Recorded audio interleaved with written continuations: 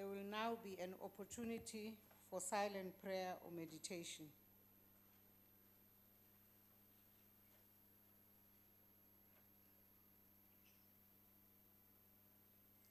Thanks. Please be seated. You.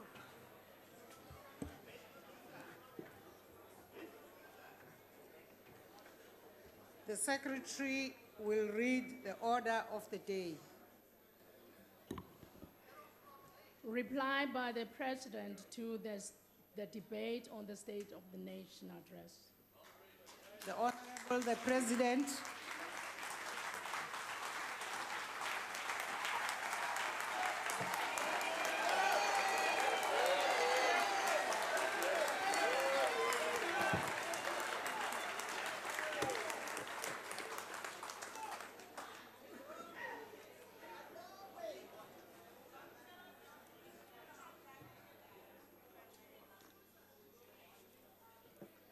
Speaker of the National Assembly, Ms. Balegambete, Chairperson of the National Council of Provinces, Ms. Thandi Modise, Deputy President of the Republic in absentia because his child is ill and has just had an operation, and we wish his family well in the difficult time that they are going through. Ministers, deputy ministers, premiers, MECs, councillors of our local government, honorable members, and our guests up in the gallery.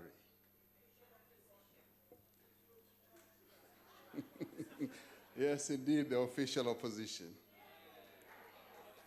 Allow me, Speaker, to wish my wife, who is in the gallery, and all the women, members of our parliament here present, a happy Valentine's Day.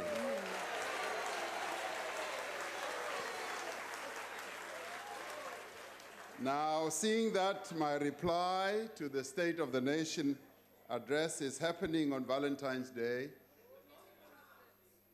Madam Speaker, I decided to bring some roses to Parliament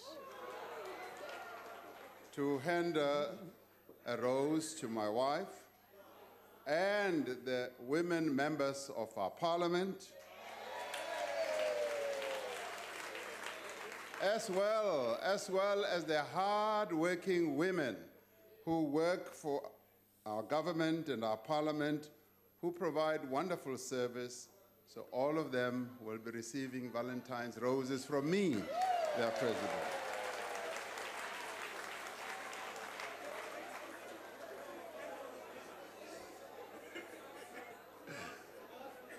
Honorable Steenhuisen, I'm sorry, you will not be getting a rose or a candle from me.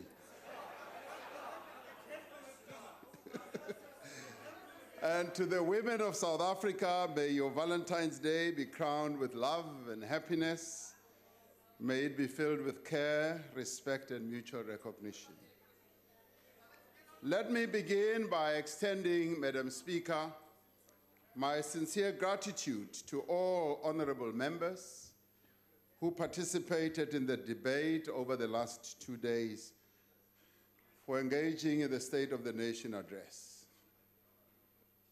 In many ways, this debate was a demonstration that although we may differ on many issues and often differ very loudly, we share a common desire for a better South Africa.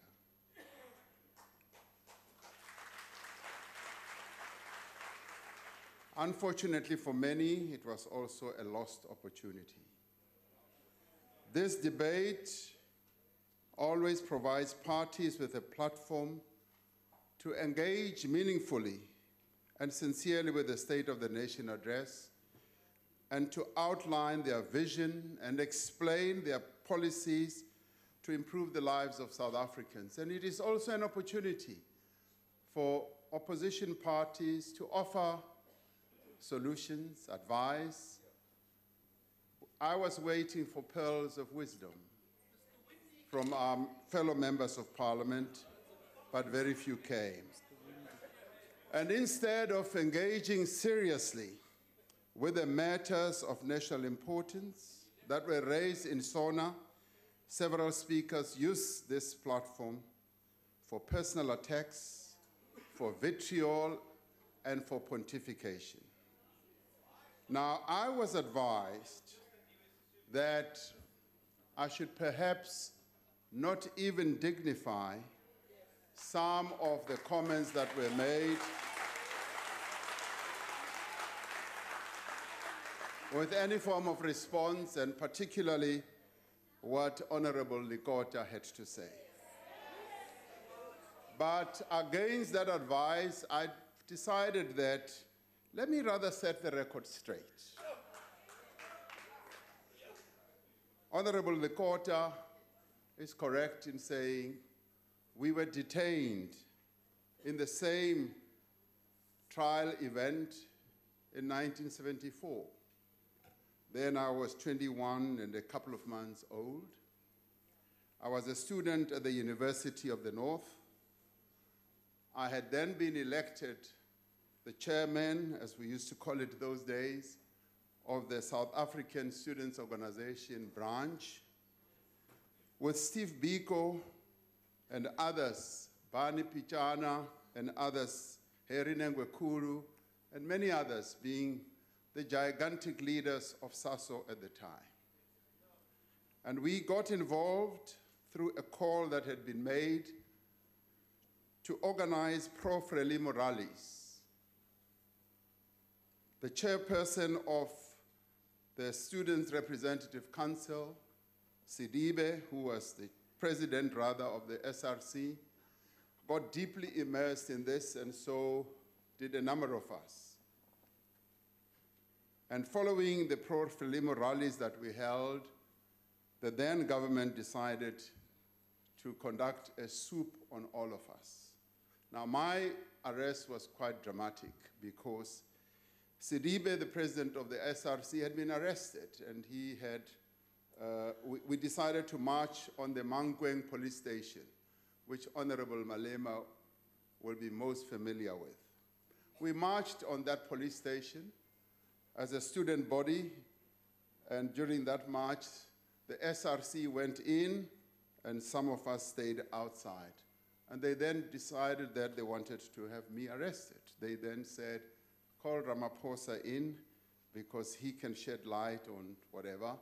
And the SRC members, without knowing that this was going to happen, called me in, and as soon as I sat down, they said, you can all leave now.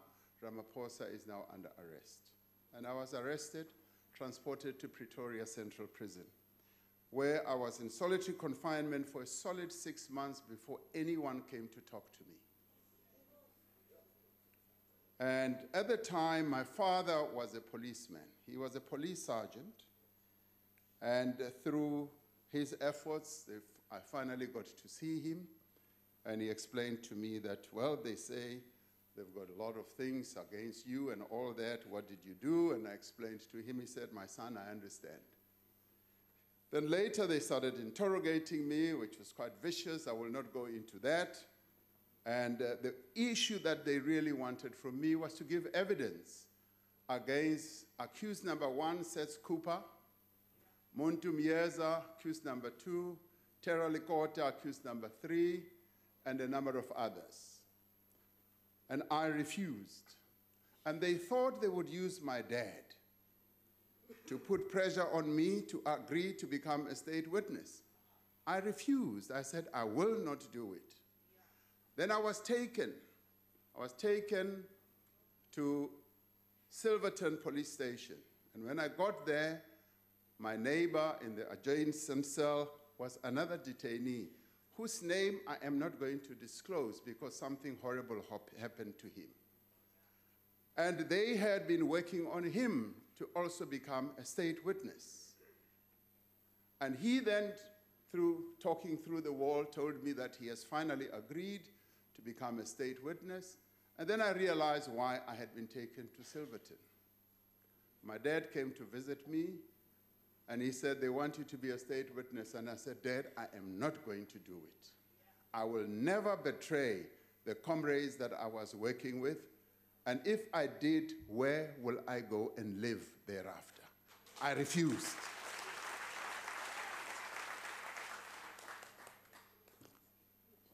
Now, having refused, my neighbor then went and gave evidence. He gave evidence against Terralikota and all of them. And as I persisted in my refusal to give evidence, they let me go, but they brought me back and said, we still want you to give evidence. And I persisted in refusing. He gave evidence, the trial went on, it ended, and they were sentenced. And then I was released. Now, you know, when you deal with police, security police, there are three things that they want from you. It's either you cooperate with them, you give evidence against your comrades, or you become an askari and go and kill your comrades, or you become a paid agent. I did not do any of the three things that they wanted. Not at all. Not at all. And when they released me for the last time, they then said, we want you to work with us. And I still remember who it was. It was Major Haystack. He said, we want you to work with us. And I said, I will never agree to work with you and betray my people. And they said, we will come back to you. The uprising in '76, after my spell of detention, I then joined the Black People's Convention because university would not take me back. So I joined the BPC, which was a Black consciousness-oriented organization like SASO, and we continued with the struggle. '76 happens, and on the very day the uprising happened, a knock at 3 o'clock at my father's home sounded on the door, and interestingly, there was a comrade of mine who was later killed by the Venda police. His name was Chifiwa Muope. We were friends at high school, and he had come to visit me. And on the 16th, they found him sleeping with me in the dining room. They arrested both of us, and he looked so much like Tsietsi Mashinini. And they immediately said, we've got Tsietsi Mashinini who was leading the uprising. They took me to John Foster Square, where I was for another 6 months. And interestingly, Terralikota, when I got into the cell, I told myself that I am now here for 5 years. Because earlier they had been threatening me with a 5-year, 10-year jail sentence. And I persisted in refusing to give evidence. And they said, you're going to be like Nelson Mandela, you're going to break rocks on Robben Island. I said, in the end, I would rather go and break rocks, and I will never, ever betray my people. And my father supported me in all this, notwithstanding the fact that he was a police sergeant in the South African police of the time. He supported me. And after I was detained in '76, I was finally released without any charge being preferred to me or against me. Chipiwa Muope was later released because they found that Chipiwa Muope was not Tsietsi Mashinini, and in the end, he was later once detained again and killed by the Venda police. Following that, then my journey led me into the unions where I organized workers. And I want to take time to explain to Julius, Honorable Malema, about the organization of the NUM, because that is another issue that has been raised in the past. And the question has always been, the NUM was an Anglo-American project. That's what has always been raised. And that story started being spread by some within our own ranks who had at the time been given the responsibility to go and organize mine workers. And because their approach had not worked, they then started spreading a story as they saw the NUM growing. Now, how did we organize the NUM? James Mutlatsi, Elijah Bahai, and a number of others, Paul Nkuna, bear testimony to this. We went into the mines, started trying to organize, and mine workers would not join the union. They said, you are insurance agents, why should we come and join the union? And the question they kept on asking, Honorable Malema, have you got permission from management to come and organize us? And we said, no. They said, we don't want to get fired, so we're not going to join your union. And in any event, we think it's an insurance company. And they kept asking me, where do you come from? I would say, I come from Soweto. They said, you are a skellum from Soweto, and we're not going to join this thing of yours. And our initial plans to organize mine workers were failing. And as we saw that they were failing, we decided that rather than organize them in the way, in the street, in the corners, in the towns, in the buses, we should rather go into the fortress where they are accommodated. Because those days, mine workers were accommodated in fortresses which were impregnable, and you could not go in. And we decided, yes, to go to the Chamber of Mines. And we said, the Vihan Commission has now declared that black mine workers can join unions. We want them to join unions. Give us access, because we do need the access to organize them. And access had been given in a number of other unions. In the factories, offices had been opened in factory environments and what have you. So we said, like it's happening in factories, we want access in the mine hostels. Previous to that, the attempts to organize mine workers, Honorable Malema, had been to try and get them in buses as they are going home in the rural areas, and they had all failed. So we decided that we will take another direction, and we did. We got access, we started organizing mine workers, and they kept asking, do you have permission? We said yes. At the time, Anglo-American and Rand Mines were the only two mining houses that had allowed unions, their workers to join unions. And naturally, the union started growing. And it grew by leaps and bounds. And I've often said to those people who say, you are an Anglo project, I would say, why would Anglo act against its own interests? Because it was Anglo-American which was most severely affected in the strikes that mine workers embarked upon. In 1987, they got the biggest brunt of the strike at the time. So the union grew, and not only did it grow, the NUM was the first union to adopt the Freedom Charter in our country, the very first union. And following that, the NUM was the biggest motivator for the formation of COSATU. And it was the biggest union in COSATU.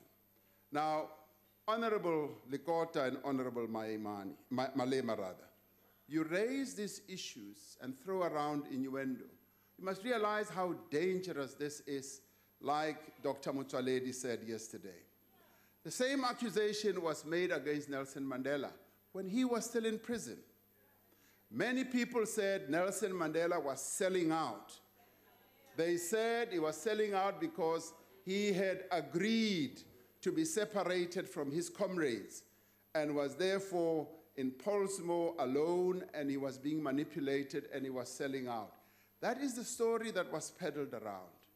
But when I met Walter Sisulu, the wise leading comrade of our movement, when I asked him about this, I said, how did you, as the elders of our movement, handle this? They said, we were never concerned about this. We looked at the character of the leader that Nelson Mandela was. That's what we looked at. And having examined his character and seen the commitment that he had made to the freedom of our people, we were least concerned about all that. Now, comrades and members on the other side, these accusations of people selling out have also led to the deaths of people, as Dr. Aaron Motsoaledi said in this very parliament. Now, Honorable Malema, You visited London a few years ago and said that Nelson Mandela was a sellout. And then there were reports, and those reports keep coming, and I was not even intending to raise it here. But I do so because we do need to deal with this issue because it's cancerous. A report that came out was that the EFF is an MI6 project. Now, I rejected that. I rejected that because I knew we were dealing with people of good character, that you would never go to that extent. And they keep coming with the position that one holds now. You keep getting all these innuendos, these accusations, and these suggestions. But in the end, you need to deal with the character of the person. Now, I have rejected those types of statements, Honorable Malema, because I look at you and I look at your character and your commitment to the people of South Africa from the platform that you now occupy. Now, it was O.R. Tambo who warned us that beware of the wedge driver. Watch his poisonous snake.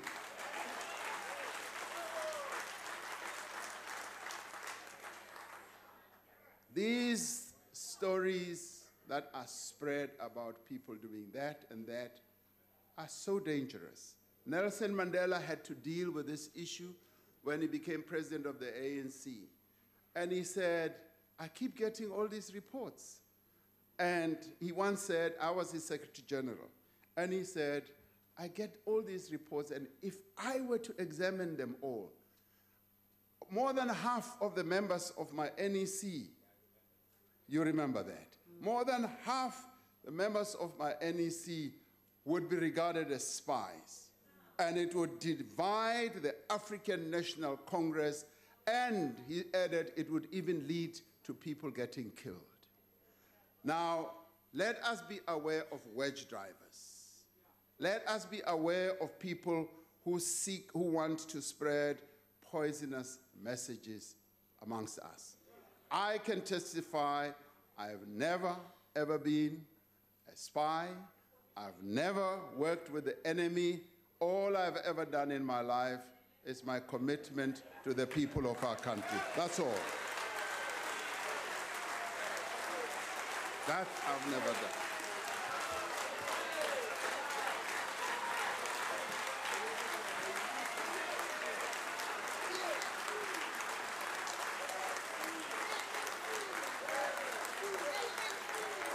Thank you. Thank you, honorable members. We will still come to the end. I'm sure you'll have more time at that point. Honorable Speaker, we sit here as the representatives of the people of our country.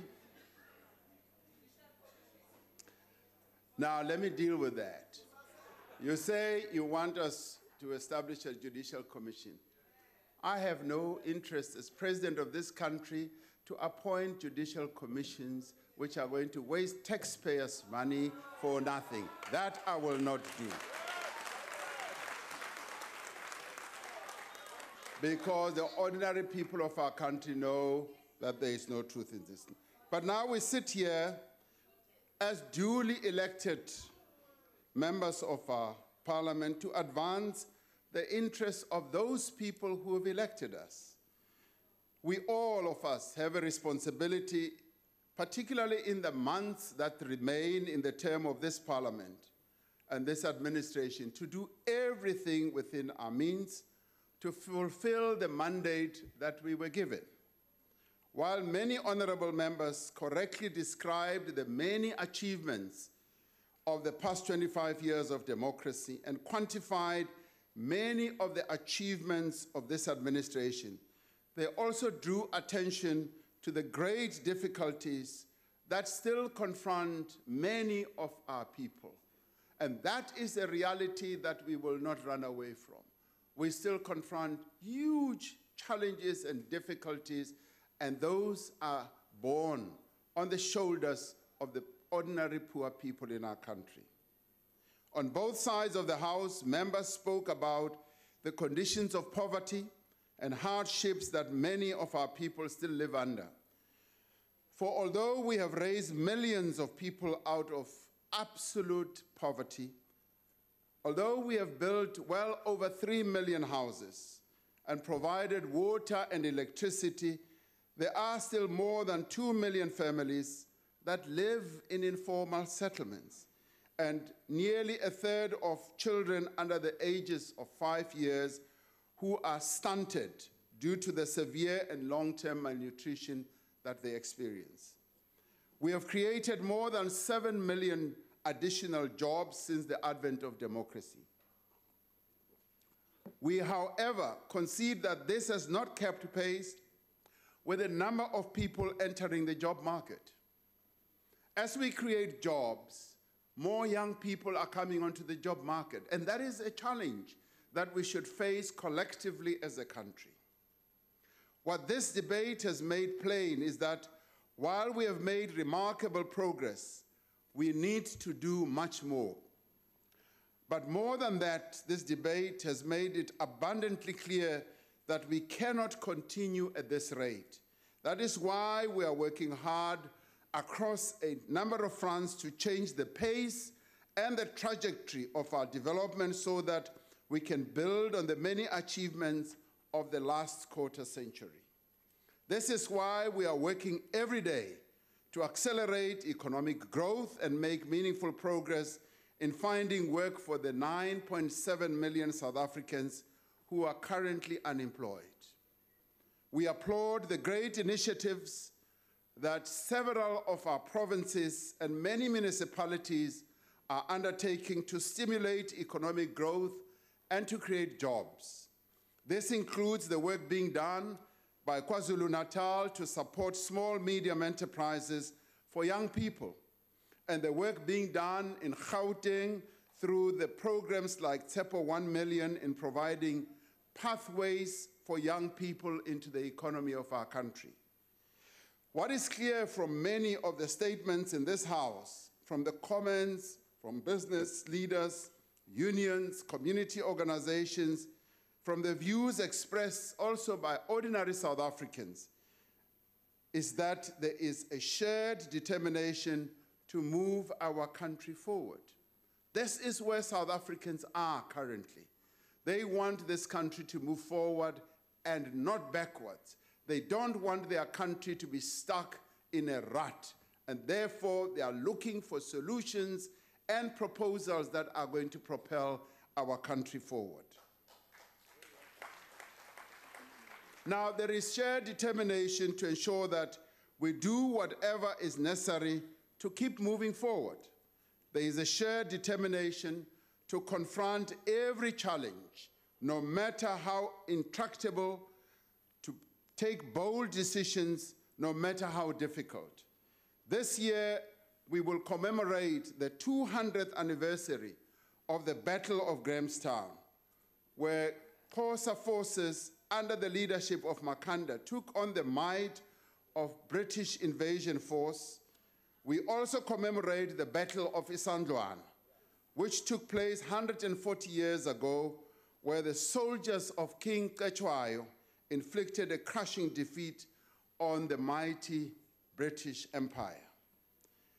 These were acts of courage, acts of resistance that will forever be remembered in the history of the struggle of our people. These battles must serve as an inspiration as once again we must confront enormous challenges, this time as a united nation and not as a divided nation. The challenges we face are many, but they are also complex. They are also substantial, and we will require collective and concerted effort to overcome them. If ever there was a time when South Africans need to work together, this is the time. The program we outlined in the State of the Nation address has at its core the needs and the interests of the poor people of our country. It is about creating work It is about creating business opportunities in the townships, in the rural areas of our country where the poorest people in our country live. We spoke last week about the industrial parks in the townships and rural areas that are being revitalized as part of the effort to turn these into areas of economic activity. This program is about the reliable supply also of water, of sanitation to the villages of our country. It is about the 2.6 million households that benefit from the indigent support system for water. It is also those households that also benefit from the indigent system for electricity. The programs we outlined in SONA is about teaching young people from the most deprived areas of our country to read at a level comparable not only to their compatriots, but also to their peers across the world. We applaud the work being done by the Department of Basic Education to prioritize access to quality education. And we have seen how the education outcomes in our country have been improving over the years. The matric results of last year were a clear testimony that things are changing. We are moving forward without any fail. We applaud the principals and the teachers across the country who daily make it their responsibility to create a better future for our children. We disagree fundamentally with those who say that teachers are the problem. They are not the problem. They are the solution to the education challenges that we face. They are indeed, and we must pay tribute to them and empower them and equip them to be able to do their work even a lot better. Our program is also about protecting communities from gangsters. It is about the work being done by the police, together with other departments and agencies, to establish anti-gang units that tackle such crime with all the means available to the state. Our program is about providing the social support that the most vulnerable in our society need to survive. It is the successive governments of the African National Congress that have increased the number of social grants to around 17.5 million today. We welcome the work that is being done by the Department of Social Development in revamping the social grant payment system and the role that the Post Office is playing as a state-owned entity in ensuring effective delivery of the social grants that our people are paid. From special economic zones to the Black Industrialist Program, from investor roadshows to Buy South Africa campaign, all our efforts are measured by the impact they have on those in society who have the least. Our programs must be measured first and foremost by the impact that they also have on our children. Though they constitute a third of our population, though they hold within their hands the future of our nation, the voice of our children is seldom heard. They cannot vote, they do not set policy, and are therefore too easily ignored. Yet their interests must be placed at the forefront of our policies. As the Honorable Dlamini Zuma noted, we are putting our children first. This means that we are focusing in a far more coordinated way on the first 1,000 days in every child's life. This is the time when the investment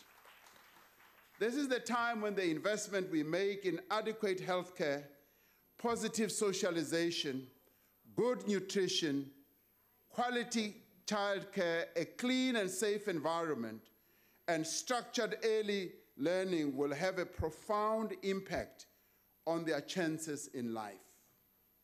We welcome the statement by Honorable Godi that the APC stands ready to contribute to the implementation of early childhood development, and we thank you for that. Our programs to improve maternal and child health, to make access to early childhood development universal, to provide grants and nutrition support to the very poor are as important to the economic future of our economy as anything we do in the area of investment, trade, and skills development. We are just as interested in the progress we are making in reducing infant mortality and malnutrition amongst 5-year-olds as we are in the rate of GDP growth or levels of fixed investment. We seek not to separate these. We want to focus on all of these. These are the indicators for us that matter. But we know that we must do more. And indeed, we are doing more to keep our children safe, to protect them from abuse and violence. This means strengthening our approach to community policing, to make the places where children live safe, and intensifying the work already underway to make our police, our prosecutors, and our courts more responsive to the needs of children. The needs of South Africa's children now and into the future informs our efforts to build an education system capable of bringing out the best in our learners. We must continue to prioritize our early reading comprehension programs, not only in schools but across society. Minister of Basic Education is always harping on how, as South Africans, we have a very, very weak and low reading culture. And she's always comparing us, for instance, with the Russians, who have possibly the highest reading culture in the world. And her wish is that South Africans must live up to a much higher reading culture. We will soon be launching a project that draws on the vast network of reading initiatives and resources we have in this country to turn South Africa into a reading nation. As we noted in the State of the Nation address, we have a responsibility as a nation to ensure that all South Africans are able, equally and without exception, to enjoy the inalienable rights to life, dignity, and liberty. We know and concede that with respect to the rights of people with disabilities, we have not achieved nearly as enough. We have made massive strides from the welfare approach before 1994 to an approach that seeks to enable all people with disability to access opportunities and achieve their potential. We have put in place policies that give effect to the provisions of our Constitution and that are aligned to the UN conventions and continental plans of action. But as Honorable Bengu Kombe reminded us in clear and certain terms, we are still falling behind in implementation. It is for this reason that we are insisting that the next medium-term strategic framework for 2020 to 2025 should mainstream disability across all government departments and programs. And in the end, this should be accompanied by an integrated information system that is able to track performance against targets. Every state organ should be reporting substantively on the inclusion of people with disability within their respective mandates. Now, we are working with renewed energy and commitment to ensure that people with disabilities are part of a cohesive society. We are working to ensure that they have equitable access to education, health services, employment, social security, and all the opportunities that come with living in a democracy. Next week, I will be chairing the Presidential Working Group on Persons with Disability to engage on these and other issues. Now, this is really a valuable opportunity for dialogue between government and a section of society that for far too long has not been able to fully realize the promise of our Constitution. If we are a country that prioritizes the interests of the poor and the vulnerable, then we need to act with greater urgency to respond to the effects of climate change and make our contribution in preventing it. The rural poor are most affected by climate change ravages. The droughts that have become more frequent and which last longer affects them much more than people who live in cities. The urban poor are most affected by the impact this has on food prices and the availability of water. And this mother city experienced precisely that just 2 years ago. It is people who live in informal settlements who are most affected by flooding that accompanies the increasing extreme weather conditions. We are all affected in different ways by the environmental challenges and changes that are taking place on land, in our oceans, and in the air. It is time that we too, as South Africans, must take climate change much more seriously. In talking to the Secretary General of the United Nations in Addis Ababa this past few days, when I asked him, what is the biggest issue on your agenda? And he said, climate change is by far the biggest issue on his agenda as Secretary General of the globe. Unless we tackle climate change, we will not be able to meet our developmental objectives. We have ratified the Paris Agreement to combat climate change as part of the global effort to dramatically reduce the rate of global warming. As part of our efforts to build a sustainable low-carbon economy, we are taking steps to finalize the National Climate Change Bill, which will provide a regulatory framework for the management of climate change and its impact. We are making a fair contribution to the global effects to stabilize greenhouse gases through our national determined contribution to the UN Framework Convention on Climate Change. South Africa is due to be the next coordinator of the Committee of African Heads of State and Government on Climate Change, which is vital in ensuring that Africa remains united, but also speaks with one voice on the key climate change issues facing the continent. The progress we have made in responding to various environmental challenges that confront our people is no small measure thanks to the leadership and the dedication of the late Minister of Environmental Affairs, Ms. Edna Molewa.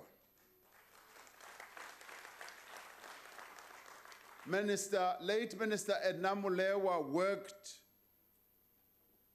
ceaselessly to ensure that the conservation of the environment became a catalyst to advance the objectives of the National Development Plan. Taking our lead from her vision, we continue to encourage investment in cleaner energy through the Renewable Energy Independent Power Producers Program.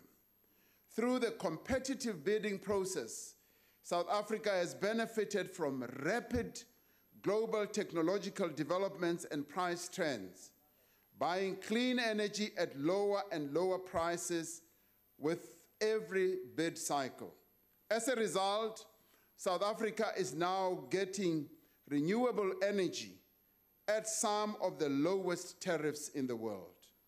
Under the renewable energy, a total number of 112 projects have been procured, and it is envisaged that these projects will create 114,000 job years over the construction and 20-year operations period.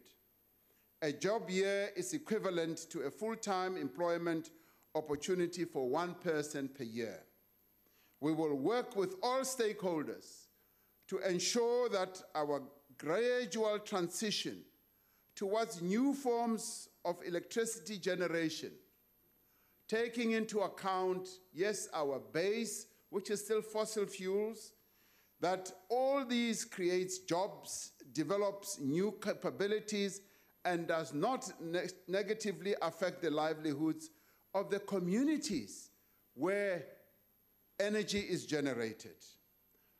And if there is to be an impact, there should be a just transition process so that we secure the jobs, so that we skill our people, reskill them, and also upskill them, so that as technology changes, they also move with the technological developments that are bound to take place. Now, on the 8th of March, we will be launching a landmark campaign to mobilize all South Africans to become environmentally conscious. Now, the Good Green Deeds program is aimed at changing behavior towards things such as littering, where as South Africans we just scatter and throw litter all over wherever we walk, wherever we live, and whatever we do. It will also be aimed at addressing illegal dumping that takes place throughout our country.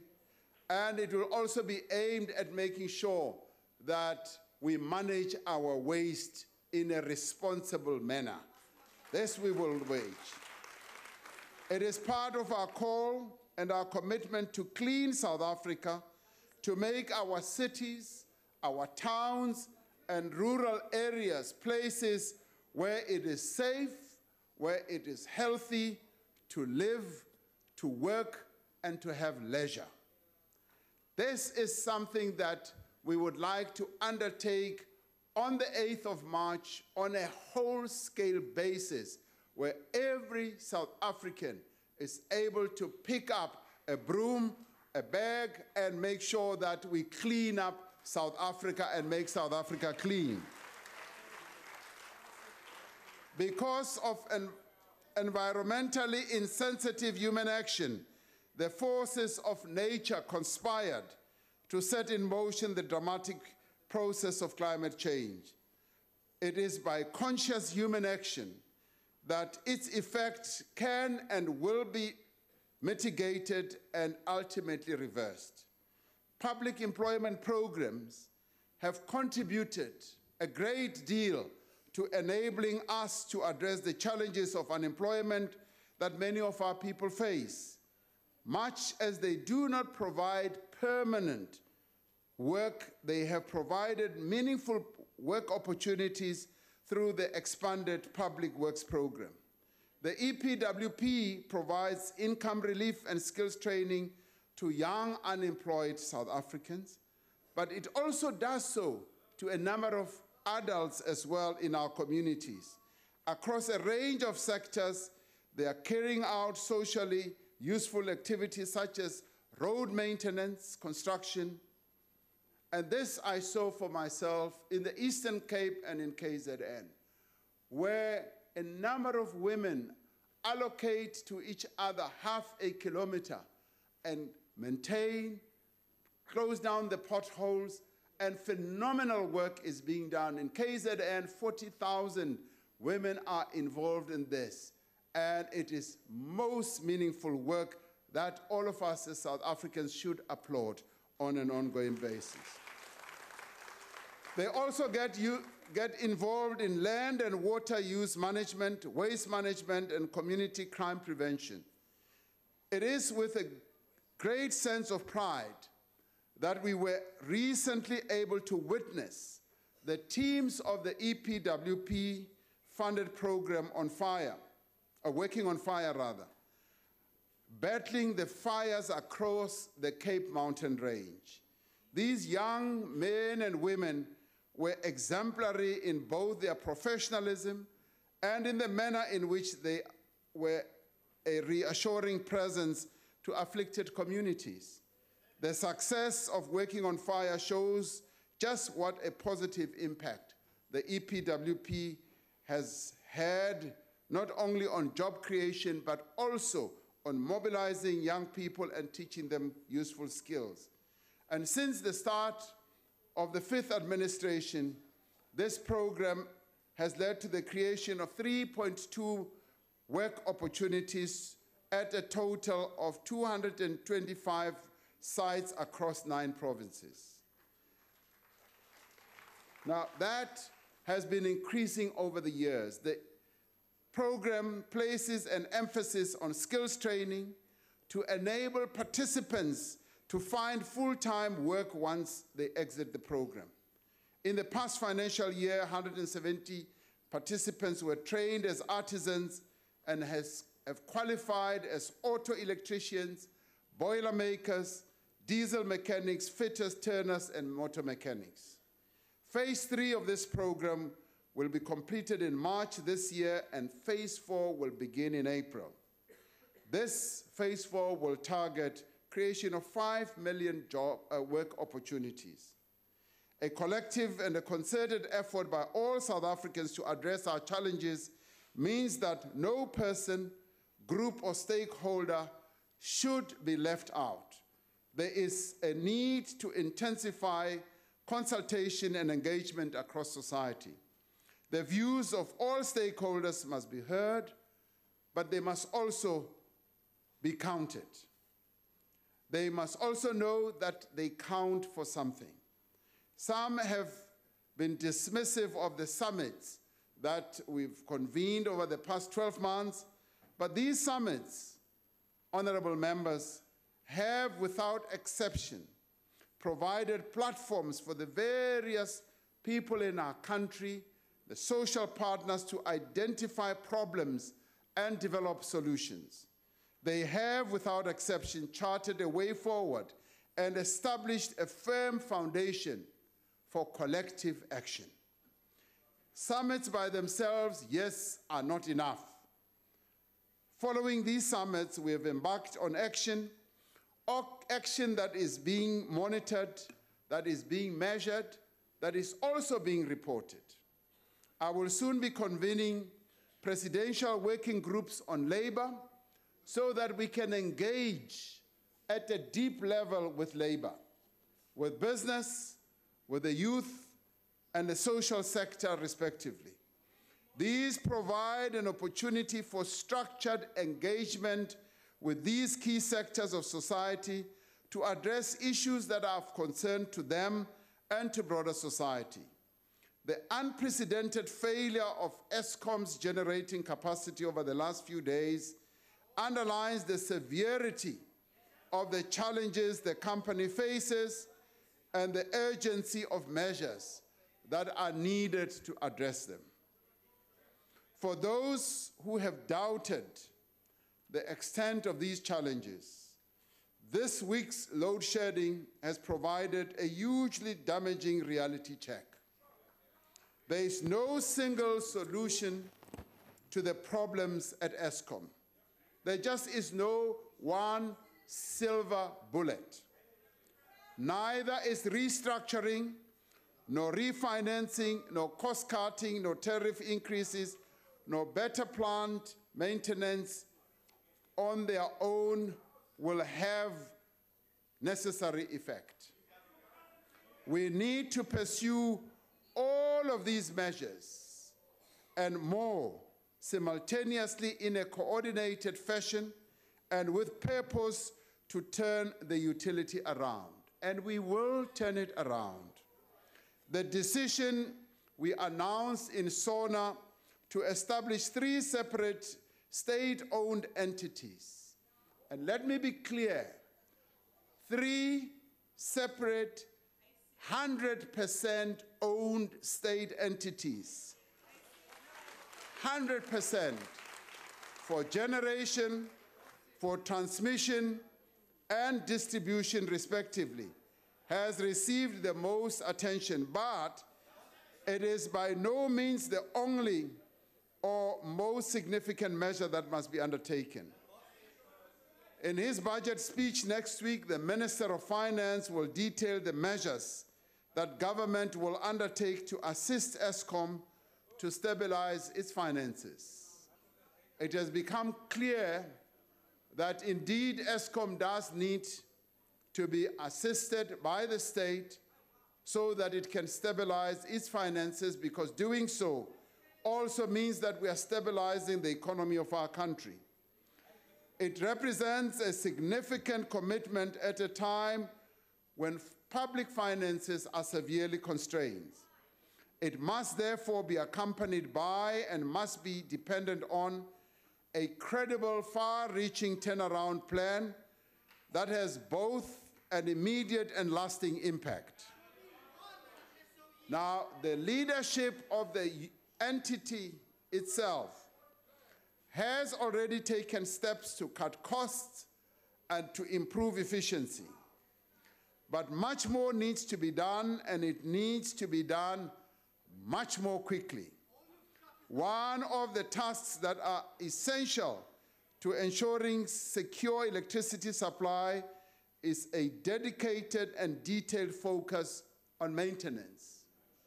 Maintenance doesn't grab headlines, nor does it strike most people as even vaguely interesting, but an effective, comprehensive maintenance program, properly funded and led by skilled personnel, is the one thing that stands between reliable electricity supply and darkness. We welcome the measures being undertaken to urgently strengthen this capability. The fundamental principle that must underpin our response to the Eskom crisis is that, yes, it must be inclusive and it must be consultative. We accept as government that we have not done enough to bring some of our key stakeholders, such as labor, on board on the various aspects of this matter, but we are determined to correct this. As social partners, as stakeholders, as a country, we have a common interest in finding sustainable solutions to the crisis at Eskom. And I have been talking to Labour, and I've informed them that we are going to have a rather deep conversation with them about Eskom, and this is going to be in the next few days.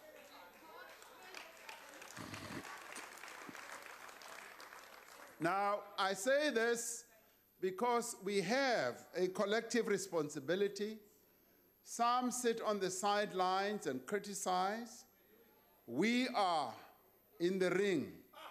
We are in the arena doing the work, while others pontificate and sit on the side. None of us can abdicate our responsibility, nor anyone should be left out of this process. Where we disagree, we must engage. Let us put the facts on the table. Let us examine the evidence, and let us together find workable solutions rather than pontificate. And I invite all of us, all the key stakeholders, never to give up on finding a solution, and we should never give up on each other as well. And let us reject the false narrative that the only way out of this is through bitter confrontation and conflict, through shouting and screaming from our seats. Our challenges will not be resolved in the streets, but will rather be resolved around the table As government, we understand the fears of workers about job losses at Eskom, as well as in associated industries. I have a keen understanding of this. We also understand the concerns of lenders, of investors, and business owners. We also address them in as direct a manner as possible. The next weeks and months, yes, are going to be difficult moments for us as we effect the changes that need to be made. It is our responsibility to ensure that through this process, we take the greatest care to minimize the negative impact on the most vulnerable in our society, in the townships of our country, in the rural areas, the workers, emerging farmers, small business owners, and employers of our people. In tackling this urgent and serious matter, let us be cautious of reckless claims and political posturing.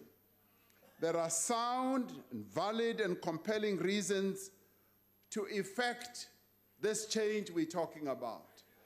It is to look at the business model of Eskom and see what will work best. It is not a path to privatization. I repeat, it is not a path to privatization. Restructuring will reduce the risk of a massive Eskom that at times has, in its current form, been termed too big to fail, placing government in a position where all our eggs are in one basket. Now, the breakdown of 6 units immediately takes out 4,000 megawatts and has an overarching impact on not only the economy of our country, but the lives of our people. Now, this happens because we've got all our eggs in one basket.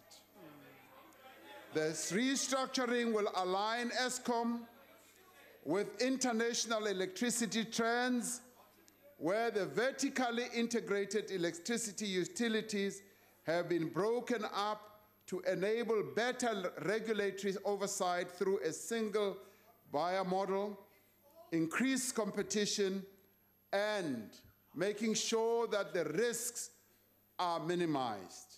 A good example of this has been in a number of countries, even on our own continent. A unitary Eskom has proven to be too difficult to lead. Looked at just ordinarily, it is by any means the largest enterprise in our country. It has gone through a number of board and executive leadership iterations without trending towards a sustainable operational path. Ultimately, this process is intended to ensure security of electricity supply for the country, which is critical to building on the positive investor sentiment and confidence essential for investment required so sorely so that we can create jobs. And in the end, Eskom in its current form faces a number of challenges. In the end, we need also to look at the financing of Eskom. Financially, the reference to cost-cutting should be understood not to mean retrenchments. The preferred strategy in reducing human resources costs, in the end, is not what would ordinarily be the preferred route. We further need to look at the benefits that this whole process will yield for us as we restructure Eskom. Operationally, Eskom's plant age is an average of 37 years and has seen some of the engineers that have been trained to maintain these legacy systems exit the business, and those are some of the challenges that we face in Eskom. Some of those experienced technical professionals have been traced to other parts of the world and responding to the Tumamina call, they have indicated that they want to come back home, to come and assist us to shore up Eskom. Now, in the meantime, what we need to do, as you scream and shout, what we need to do is to aggressively put the load shedding behind us. The teams assembled by the presidency, the Minister of Public Enterprises, and the Eskom board need to prioritize building up of adequate electricity generation safety margin to ensure the national grid is restored to a state of robustness, able to withstand the demands that will be placed on it by new industrial capacity. We all need to agree on the roadmap with concrete actions in the short, immediate, and long term to achieve an end state of an electricity secure country. While restructuring Eskom won't solve the immediate electricity supply crisis, it will position the company to more effectively meet the country's energy needs into the future. It will also help us in simplifying management, but more importantly, it will also enable funders to better assess the risk and opportunity and open space for new investment in generation capacity on an urgent basis. I have constituted a special cabinet committee on Eskom, which will be led by the Deputy President, consisting of the Minister of Public Enterprises, Energy, Finance, Transport, SSA, and the police, to be seized with the matter of Eskom on a daily basis and to provide me with reports daily on what actions need to be taken to secure energy supply. Honorable members, we are going to embark on these steps, and I'd like to say to South Africans that we approach this with the seriousness that it deserves, and we will take all the necessary actions to ensure that South Africa is energy secure, that we deal with the challenges that Eskom is going through right now, and ensure in the end that it does not do any damage to our economy. Now, we are at a moment in our history where we need to make difficult choices. Public finances are constrained, and we will hear this more clearly when Minister Tito Mboweni delivers his budget next week. Our capacity to borrow is extremely limited. It is therefore necessary for us to prioritize and to make trade-offs. We need at this time to direct our resources to those programs that have the greatest impact on poverty alleviation, job creation, and economic growth.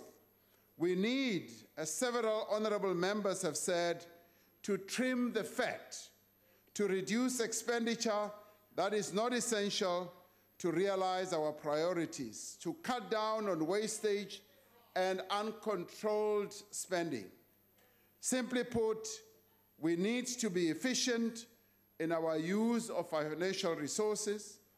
We are determined and committed to getting value for our money through better systems, improved productivity, and consequences for non-performance. The Public Audit Amendment Act significantly empowers the Auditor General to act more directly against those who squander and misappropriate public funds. We will have already started work to ensure that the outcomes of investigations by the special investigation units are more rigorously and speedily acted upon. And in the end, I wish to make it quite clear for those, as I dealt with the issue of the National Prosecuting Agency, who said the scorpions are back. The scorpions are not back. We are setting up, as allowed by the National Prosecuting Act, a special investigating unit in the prosecuting directorate. And these are going to be focused on specific areas that need proper investigation that will lead to prosecution without any fail and on an immediate basis. Now, those who have benefited from the injustices of the past have a crucial role to play in ensuring that they are redressed. Those who have had opportunity to accumulate assets, gain skills, and acquire or inherit networks have both a responsibility and a vested interest in using these capabilities to improve the lives of our people. Companies that hold cash reserves have a powerful incentives and an increasingly beneficial environment to invest in productive capacity and activity that creates jobs and thereby expands local demand and promotes social stability. We have a system of taxation that is premised on the principle of social solidarity. Those who earn more should contribute proportionately more to the public purse. As is evident over the last year, we are committed to strengthen this critical instrument of redistribution and are taking firm measures to reduce the potential for abuse, either through corruption or tax evasion. The national health insurance is an important area where social solidarity can be most effective. Because of the dual nature of healthcare provision in South Africa, with huge disparities between private and public expenditure and huge differences in health access, there is a strong social as well as an economic argument for a more equitable distribution of health spending. It is for this reason that we have consulted widely with all relevant stakeholders and are now on the track to finalize the National Health Insurance Bill for submission to Parliament. It is premised on the morally compelling belief that access or lack thereof to quality healthcare service must not be determined by one's socioeconomic status. Once fully implemented, the NHI will bring to life the spirit of human solidarity, where through the principle of cross-subsidization, the young subsidize the old, the healthy subsidize the sick, and the rich subsidize the poor. Given the urgency with which we must attend to the challenges of our healthcare system, we convened the first Presidential Health Summit in October last year and brought together key stakeholders from a wide range of constituencies in the sector. We emerged from the summit with very sound, immediate, short-term, and long-term solutions to improve the effectiveness of the health system. We had the opportunity 2 days ago to launch the report of the summit, which contains elaborates on the solutions we want to take.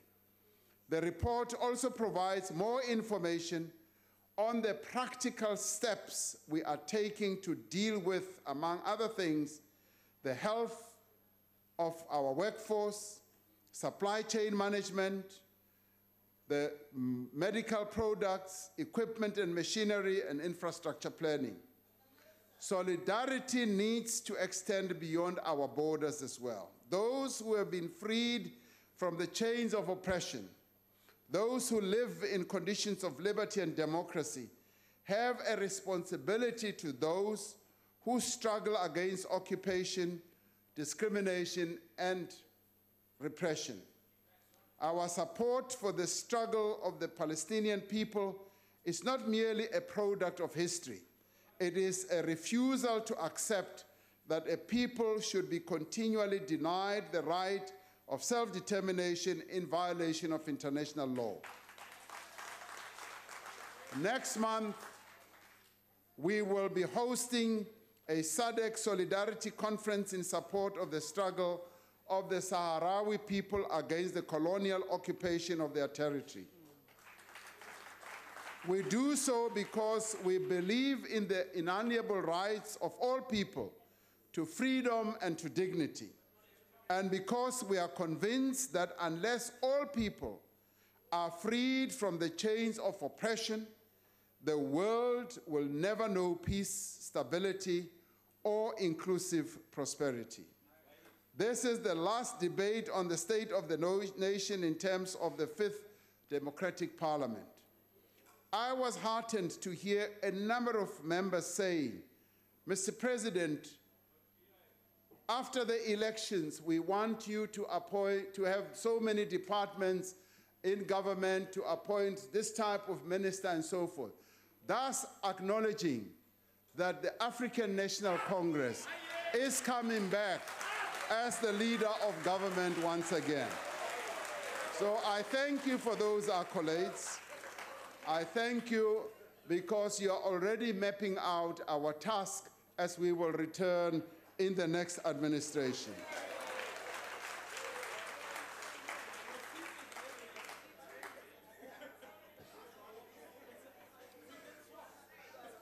I think, Mr. Maimani, your seat is now going to be right at the back when we come back. In just under 3 months, all of us will exercise the cherished right to vote that we won 25 years ago. We should expect that parties will campaign vigorously and loudly. As in any healthy democracy, we should expect a fierce contestation between parties, between different perspectives and divergent presentations of reality.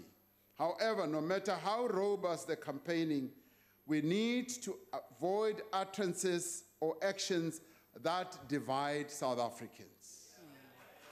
As political parties, as leaders, we must desist, thank you for agreeing, Mr. Maimani, we must desist from statements that demean or insult or offend other races, other languages, other religions, or other groups.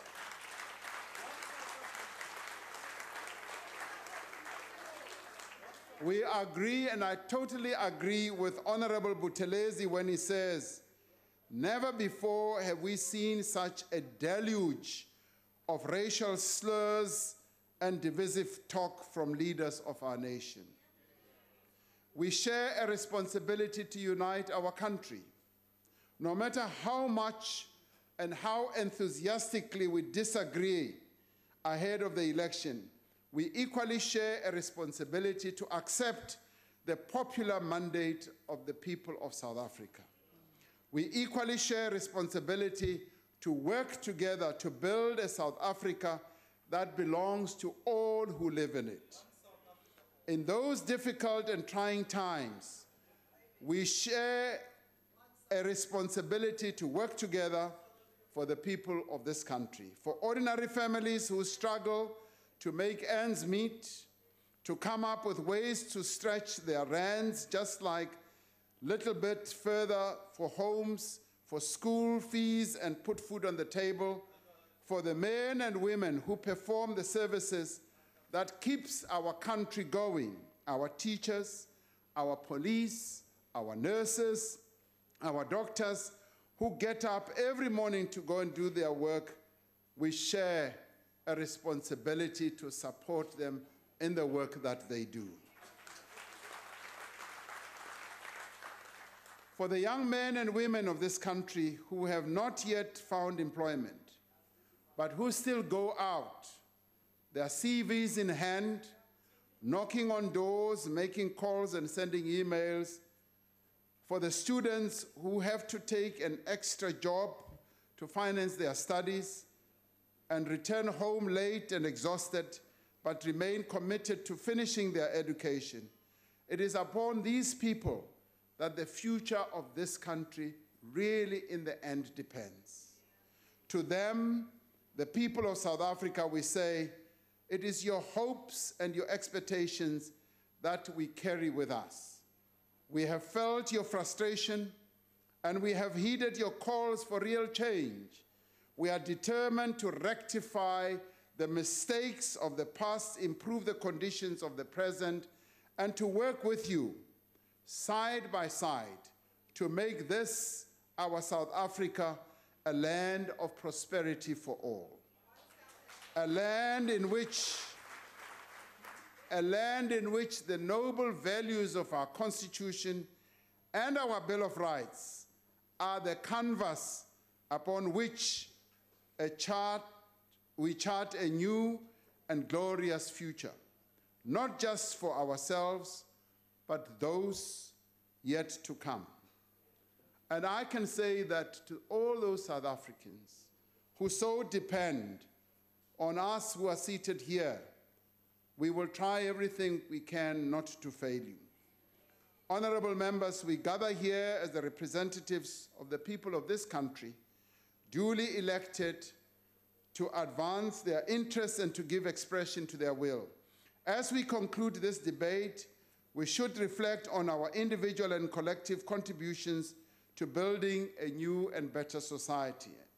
And as we conclude, we would do well to reflect on the words of the Nigerian author Ben Okri in his poem on the new dream for politics, where he says, "They say there is only one way for politics, that it looks with hard eyes at the hard world and shapes it with a ruler's edge, measuring what is possible against acclaim, support, and votes.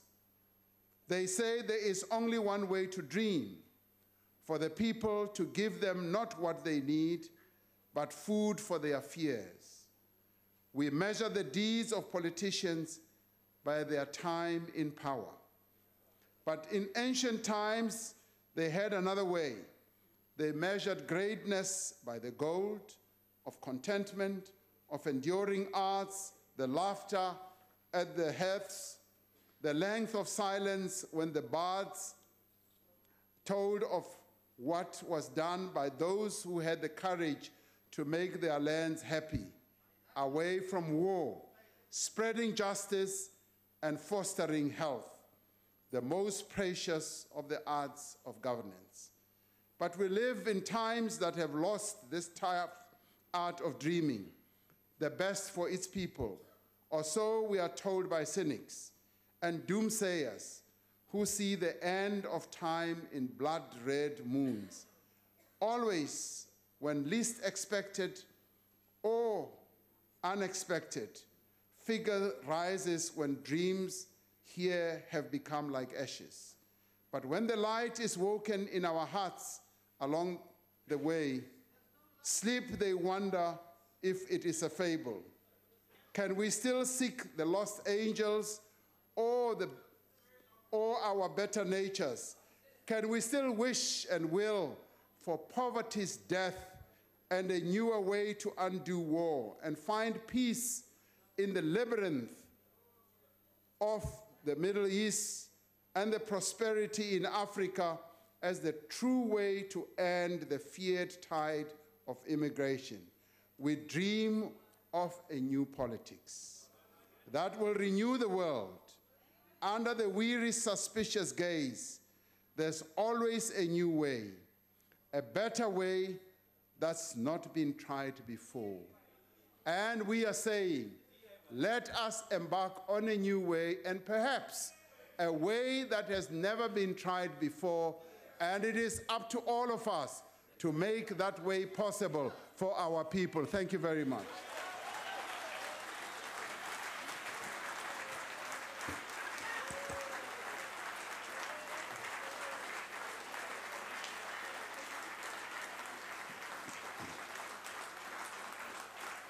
Honorable members, I wish to acknowledge the presence in the gallery of exhibitors participating in the expo hosted by Parliament on the 4th Industrial Revolution. Included amongst them are the gold medal winners of the Walt Disney Award, for imagination and creativity for their design of the spring boards. You are welcome in the gallery, and thank you very much for your exhibitions. We thank you, Mr. President. Honorable members, this concludes the debate on the State of the Nation address and the business for the day. The joint sitting is adjourned.